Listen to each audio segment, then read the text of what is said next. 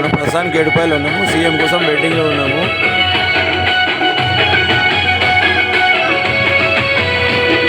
దాడులన్నీ జరిగిన గానీ నడవలేదు